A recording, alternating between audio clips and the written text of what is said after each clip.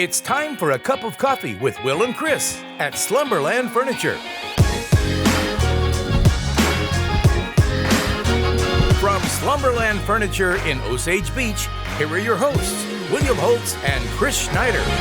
Would you looky there for another week? It's Wild Will and Uncle Chris right here from Slumberland at the Lake for the 64th consecutive week, believe it or not. 64, wow. That's almost as old as you are. Almost, not quite, and we sure do appreciate all of you folks tuning in. We're getting close to the 2 million viewers since the inception of Cup of Coffee over about 13 months ago. And on today's show from Slumberland at the Lake, we're going to close the book on former Alderman Dennis Klotzer's time at Lake Ozark. We got some video, told you about last week's Board of Aldermen meeting. Well, the meeting took place after we recorded, so I got some video I want to share with you and a little commentary I have to offer. We're also going to dig into a little bit, Uncle Chris, you were gone last week, of course, on vacation, as Dave filled in, the lawsuit filed on the 10th of April by the plaintiff Bethany Bowen, former employee of the Camden County Sheriff Department, and that lawsuit list the defendants as the Camden County Sheriff's Department, Sheriff Tony Helms and Christopher Twitchell, and this thing is mind-boggling. We'll highlight a few of the bullets in this that I think are most damning and ask a few of the questions that our community now would have for our Sheriff Tony Helms. We're also going to talk about the Bagnal Dam Bridge. It seems like we do a story every couple of weeks on the bridge. Well, there might be another snag, it looks like. So is this thing ever going to open? Yeah, we'll tell you all about that. We'll tell you all about that. We'll take an inside close up and personal look at the cave on the market update. We'll tell you about that with the O'Sullivan Bruce Group and a big weekend of events, that and a whole lot more. But first, right now, for our friends from Slumberland, have this for you. Hey everyone, Daryl Cunningham with Slumberland Furniture at the Lake. The next 2 weeks we're going to talk about Friends and Family Sale. It's our biggest sale of the year. Things that never go on sale, we have on sale, and things that usually are on sale go on for even higher discounts. We do 36 months interest-free financing, up to 30% off of Slumberland low prices, some free deliveries, some free giveaways. Slumberland Furniture at the Lake, where we're bringing happy home.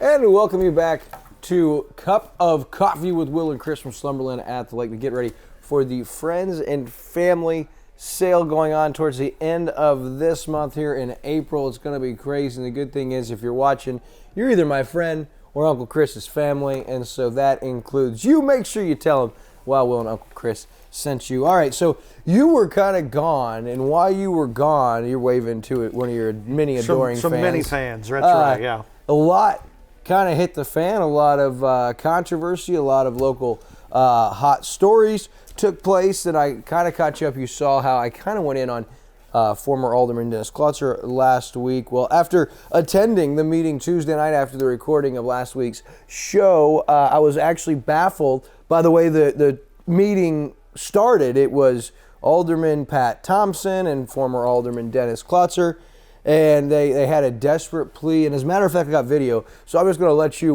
listen into this right here. These people deserve the best we can provide in roads, the best we can provide in police protection, the best we can provide in maintenance. And the people deserve the best from the elected officials. Mr. Newberry, I ask you to do your best. Know the city ordinances and follow them for the benefit of everyone you serve.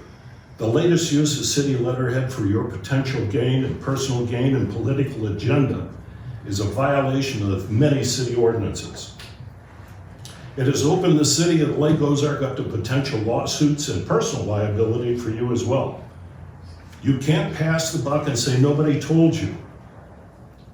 When just a month ago, the city administrator, David Mitchum, gave you a copy of the section of the city code concerning the ethics of city officials. What a desperate, emotional plea from former Alderman Dennis Klotzer. And Alderman Pat Thompson shared a similar laughable plea. And it's laughable, Uncle Chris, because we're talking about a stupid city logo on letterhead for personal endorsement for Mayor Newberry for his choice of alderman. An ethics violation? Yeah, maybe. But the emotional and moving plea we just heard from former Alderman Dennis Klotzer begging for Mayor Newberry's best, his very best, because little Tommy and Aunt Susie live in poverty and they need it. I mean, the only thing we're missing here, Chris, is a sad little dog that's starving and a little Sarah McLachlan music playing in the background. I mean, give me a break. So after that performance, that would leave any level-headed individual to believe that Klotzer's stance and outcry over a serious ethics violation, should there ever be an elected official seriously violating those said ethics, on Alderman Klotzer's watch would be even more sincere, right? Would lead to a more heart-tugging plea. Perhaps even a more viral-worthy moment than Chris Rock slapping or getting slapped in the kisser by Will Smith, perhaps. If only, Chris, we had another situation where Lake Ozark Mayor was under question for violating the ethical code of which he has sworn to uphold and protect. So, if we only had one example, what Dennis Klotzer was a Lake Ozark alderman where we could use for reference. Oh wait, Jerry Morowski, anyone? There was this headline you see right here, then this particular audio recording, then we did this commentary right here on this show. So what did Pat Thompson and Ethics Police Chief Dennis Klotzer have to say about this? Something that ethically we could agree is more egregious, more heinous, more damning than a stupid logo, right? And they did absolutely nothing. Well, actually, that's incorrect, Chris. Not nothing, to be exact, but a personal, heartfelt endorsement of said and alleged former Mayor Jerry Morowski, even after having the ability to hear the audio that's on your screen right now. So now, what is anyone to believe? I'll say this on behalf of Mayor Dennis Newberry because I feel he's probably too calm, cool, collected, and politically correct to say it for himself. But how dare you, Dennis Klotzer, how dare you sit on this audacious platform, beating your chest and blowing your ethics trumpet when you, my friend, allowed the most egregious and disgusting ethics violation in the history of the city of Lake Ozark on your watch, and you turned a blind eye. So you, Dennis Klotzer, are not to be trusted. And we as a city, as a community, and the people of Lake Ozark can celebrate the electing of Sherry Jackson as alderman, because now, my friends, you can see right here in front of you who Dennis Klotzer is. And part of his plea you didn't get to see, or no one got to see, Chris, in it, was the fact that he talked about everything that's done today, everything that goes out in the paper and is in the media will live on forever, and it'll go down in history. So anytime anyone searches this name or this day, this is what will be remembered. Well, I hope that when people search Dennis Klotzer and Alderman Lake Ozark, this is what they find, so they can find out who he truly is and the stamp he left on the city of Lake Ozark. Thank God he's gone. Good riddance, former Alderman Dennis Klotzer. And if that's not enough drama in your local politics, we told you about it last week, a lawsuit filed in Judicial Circuit Court, the 26th Circuit. Bethany Bowen, who is the former Camden County Sheriff's deputy, I believe. She's the plaintiff listed in this lawsuit, these court filings, and the three defendants, Chris, Camden County Sheriff's Department, Sheriff Tony Helms, and Christopher Twitchell. Pretty crazy. It's a civil action brought against the defendant, Camden County Sheriff's Department, Tony Helms, and Chris Twitchell. It's for sex discrimination and harassment of Bethany Bowen. Defendant's retaliatory actions against plaintiff due to plaintiff's reports and sexual discrimination and harassment. Now, what I wanted to do, because this thing is long, but it is mind-blowing if this is what's been going on in our county. Numerous former employees listed, lots of investigations open, lots of eyes, blind eyes turned, and I mean, it's crazy. And of course, it's important to note, these are still just allegations, and the Camden County Sheriff's Department, Sheriff Tony Helms, and former Deputy Chris Twitchell are currently alleged. They are not proven guilty. So a few of these things, Chris, I wanted to dig into, and this was filed April 10th, Sunday, was filed. But bullet 3, between April 2017 and March 2000, plaintiff was employed in Camden County by the Camden County Sheriff's Department, Bethany Bowen, and she was formerly known as Bethany Stevens. So as we dig into this, 14, Chris, leading up to the March of 2020, one of the plaintiff's supervisor, Captain Chris Twitchell, a known sexual harasser, would routinely make sexual comments to plaintiff. 15, plaintiff was chilled and intimidated by Twitchell's sexual innuendos and behavior. 16, knowledge of Twitchell's harassment included that on one occasion, dispatcher named Jennifer Wilson made a complaint to Camden County that Twitchell had licked her face.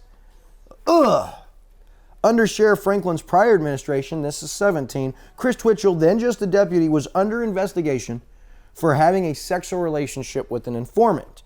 Twitchell was pulled into Sheriff Walden's office and told that they had heard about the relationship, and he was then given the option to resign or investigation was going to be started. At that time, Twitchell resigned. That's bullet 19. Bullet 20, upon information and belief, the DDCC, which is the Division of Drug and Crime Control, or a federal office, had an ongoing open investigation of Twitchell.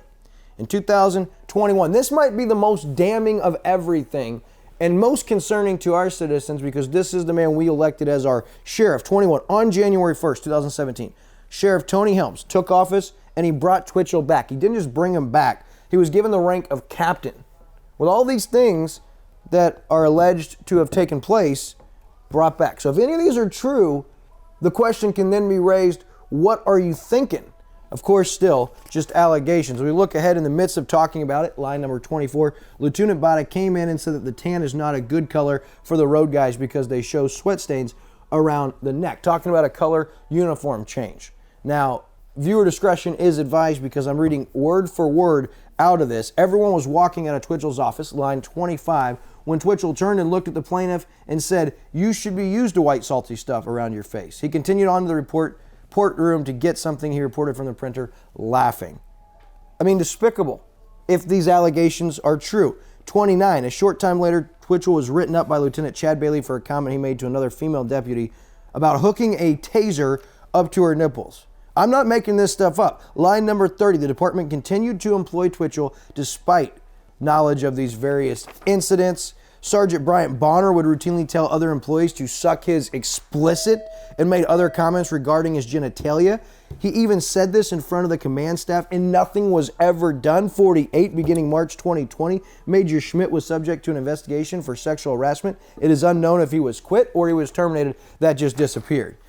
56, on one occasion, Sheriff Tony Helms made a sexual comment to plaintiff, and plaintiff had already heard that Helms had made sexual comments about another female deputies. But 57, plaintiff was routinely passed up for promotions due to her gender and or her complaints. So we're not just talking about in this lawsuit about sexual harassment and nasty gestures and things said. We're also talking about the prevention or withholding of promotions due on gender and retaliation because of complaints with other people in the department. It's crazy. The first count is sex-based unlawful deprivation of federally protected rights, which falls under the Equal Protection Clause of the 14th Amendment, Section 1983. The second count, Chris, unlawful deprivation of federally protected rights, First Amendment, Section 1983. And then the relief sought, this is what Bethany Bowen is going for here, injunctive relief to seize unlawful sex discrimination or retaliation. They want to review the department, conduct training for all managers, conduct training for all employees, forbid future violations of Title VII, the First Amendment and the Equal Protection. And they are looking for enjoining defendants from further unlawful conduct, lost past and future wages, other monetary expenses incurred, attorney's fees and costs, all other relief that the court may deem equitable, just, or appropriate. This is available under applicable law. And the plaintiff demands a trial by jury of all issues raised in this complaint, defended by HK Employment Attorneys, Jeffrey D. Hackney in St. Louis. So this, if you were out there and you saw the headlines and didn't know what to think, this is a huge deal, a black cloud looming over Camden County's head. It's not going away. This is going to cost the county and the taxpayers a lot of money. But what I'm more concerned about, if these allegations are true, what precedent has been set and how can we ever move forward in the right way as a county? Boy, this is this is huge stuff. You know, I mean, you would think in this day and age that stuff like that would not be happening. it's alleged to be happening. We'll find out if there's any truth and stuff to it. But there's some audio out there of Sheriff Tony Helms talking about this and talking about his former captain Twitchell, which is pretty damning for Captain Twitchell regarding some of these allegations and the way Helms thought of Captain Twitchell and everything. So that's pretty insightful into maybe some of those allegations. But it's kind of shocking that if Twitchell resigned instead of being looked into, why he would have been brought back by Sheriff Helms. That's the $1 million question there. And this isn't the beginning of investigations and questions surrounding Chris Twitchell. If you call the Eldon Police Department, they would not like you asking questions about the investigation of him there. You call the Crocker Police Department, they would not like you calling and asking questions about his time there. And after numerous run-ins, and a lot has not even been brought to light, this is one of the first of many that's going to come out against, I would say, Chris Twitchell, potentially the department as a whole. But now, in that conversation you were talking about, that was with Nathan Rennie, and he basically admits in there saying he knows about it. He's out of our hair now. He's off to Buffalo. He's a narcissist. He's always got to be in control. And these two are like buddy-buddy. Yeah. I'm pretty sure this is just a assumption, and this is just my opinion. I think that Tony Helms was hoping Chris Twitchell was going to stay. He could endorse him for sheriff after Tony resigns or steps down in a few years. Chris was going to come on in, and it was going to be all hunky-dory. But when these complaints started coming, I'm pretty sure it said when Helms in that recording, they were going to open an investigation for a second time. I'm pretty sure Twitchell threw his hands in the air and said, no, I'm out of here. But if that's the case and they allowed that, knowing the man he is, the kind of things he does, that is what's concerning. Same situation with the janitor at Camdenton. The people in power making the decisions, just moving the evil individuals, the predators around to strike again. Well, that's an enabler. You're put in a position of leadership to prevent and to give us, as former Alderman Klotzer said, your very best. And so as we look at the climate of our local politics, man, we have some work to do. Yeah, we do. There's Small town. A lot of cleaning up to be done. And hopefully that has begun. But, if these allegations, if that lawsuit allegations are true, certainly what Sheriff Helms said on tape about Captain Twitchell seems to back up a lot of the allegations and things that were going on. And Tony Helms is not innocent here if he hired Twitchell back knowing he was under investigation for some of these things. It's sad that you have to deal with some of this stuff, but you do have to deal with it. You got to clean it up, try to get it turned around, and there's a lot of other stuff that has been thrown into the mix with the county commissioners and everything the last few years as well. So you don't expect to see that in small communities like this, but unfortunately we're dealing with that. Is it fair to ask a question to Sheriff Helms? I mean, if these are true, my question on behalf of our community is how could you? How could you let us down, the ones that believed in you, the ones that voted for you, the ones that have supported you, the ones that voted for this tax increase to go to the deputies, believing that everything there is hunky-dory and the treatment's good and it's an attractive place to work, so we're getting the best for our constituents. I would want to ask, how could you let us down should this be true? And Chris, I'd hate to think that any of this was true, but boy, I don't see a lot to be gained by fake accusations. Yeah. And so time will tell. All right, so as we look ahead and get out of the crazy political spectrum of Lake of the Ozarks, we're going to look at the Bagnal Dam Bridge. It was supposed to open in early 22. It was supposed to open in February, then March, now April, and now MoDOT comes out and says, maybe a little bit. And they're saying it's weather, but as a local, Mitch Hessel has brought up and raised the question, there's no way MoDOT botches their projections this bad, and there's no way it's just weather. He asked the question, the thinks it may never reopen. Is there a bigger issue here? We know there was a bigger issue early on in the process.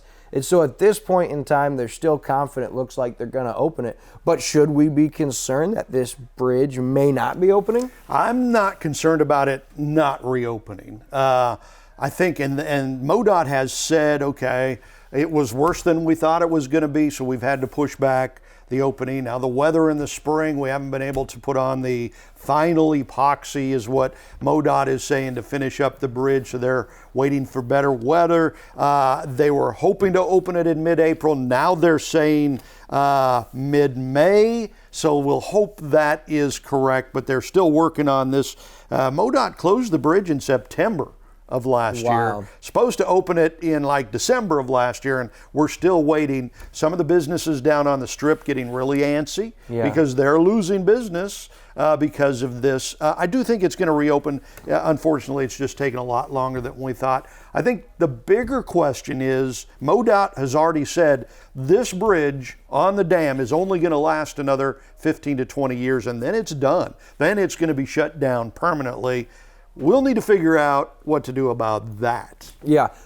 Luckily for us, that's a couple of years away. Now, just concerning is how soon will it reopen? And it says local business owners whose customers often reach them by driving across the dam have voiced their frustration with the impact to their business. And that impact is going to be heightened, Chris, as visitor traffic returns to the lake area for spring and summer boating. And so that's a big issue, too, for all the businesses on the Strip.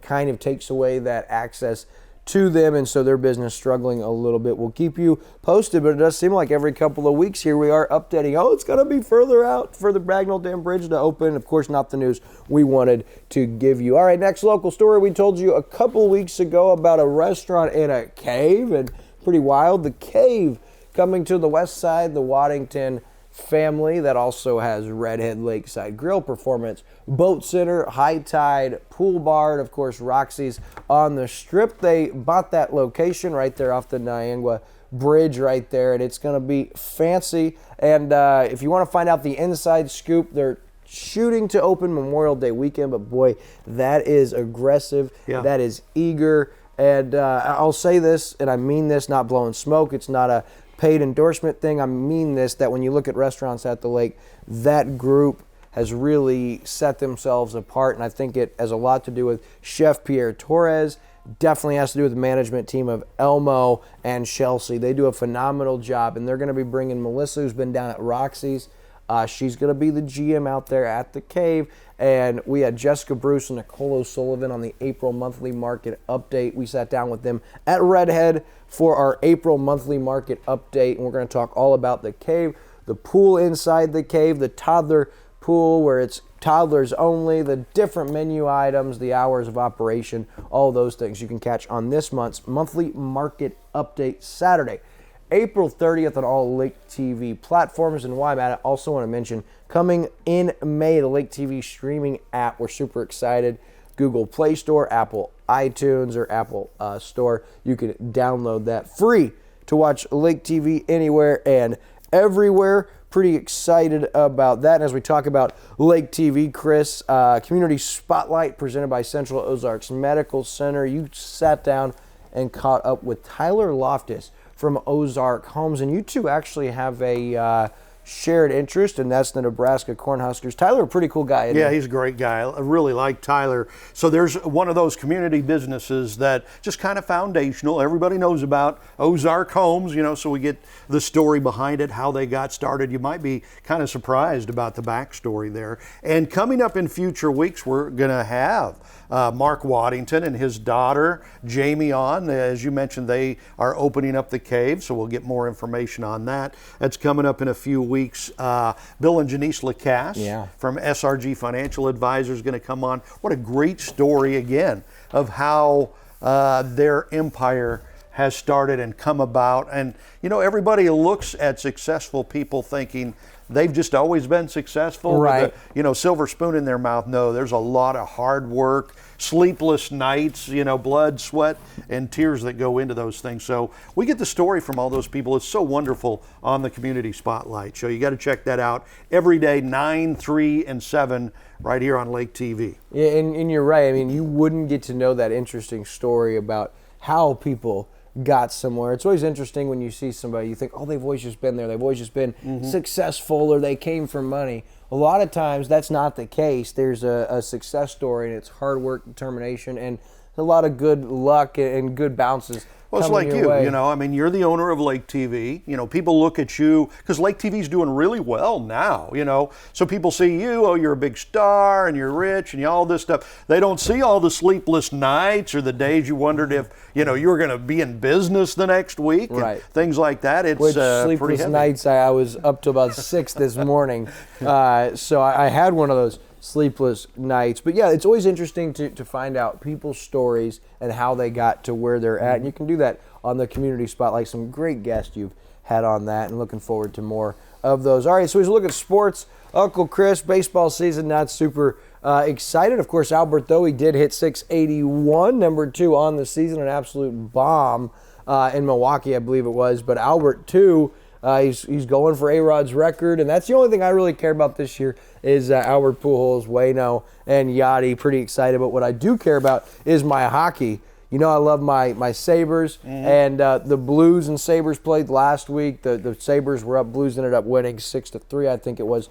But you remember the Blues had been slumping in March. They were 3-6-3 over a 12-game stretch. It's really 3-9 because they lost 3 in overtime. But since April, they won their first 2 to end March. In April, they're 9-0-1, and since those two, the rough stretch, 11-0-1. Second place in the Western Conference, 102 points. Of course, they're in the Central Division with Colorado, who's got 116 points. Now, Tuesday night, St. Louis did play the Bruins. Of course, we record on Tuesday, so that game hadn't really happened. You already know what happened as you watch. Hopefully, the Blues got a W. I'd love to see them win another one this year. I would, too. Well, and you remember back a couple years ago when they won the Stanley Cup, they were at one point the worst team in the league at midseason. I was at the game that turned that around. Wow. They beat the Sabres in St. Louis. 3 days later, we trade Ryan O'Reilly to the Blues, who's having a great year, goes on to win the finals or the Stanley. Oh, man.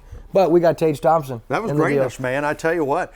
And so the Blues are getting hot at the right time, trying to ramp up going into the playoffs. That's when you want to be playing your best hockey.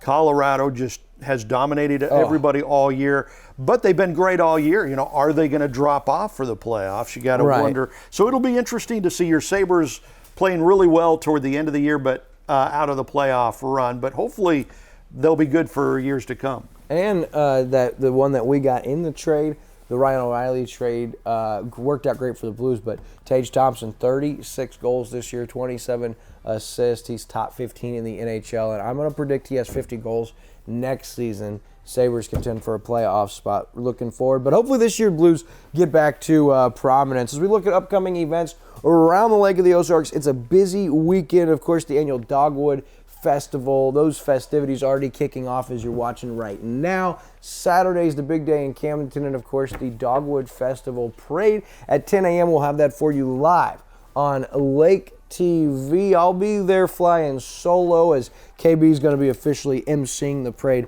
for the Chamber. And we've also got that afternoon really cool Sporting Clay fundraiser on the 23rd, 10 a.m. and 1 p.m.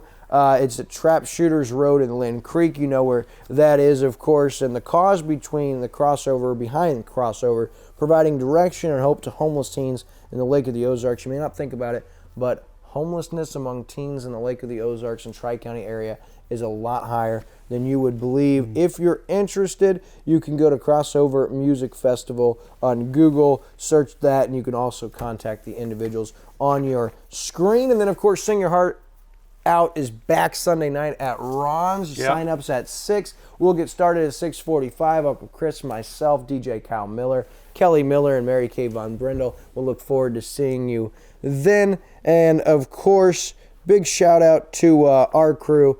Big thanks to Andrew Evans, our DOP, makes us look great every week and edits this together from all of our nonsense. Jill Ray, Daryl Cunningham, and their entire crew. Make sure you come see them for their Friends and Family sale going on next week. We're excited about that. And then, of course, everyone back in the studio. We got Ricky, we got Dave, we got Megan, we got KB, we got another David, and, of course, Blake For all of them representing Lake TV, this is Chris Snyder. I'm William Holtz. We'll see you next week.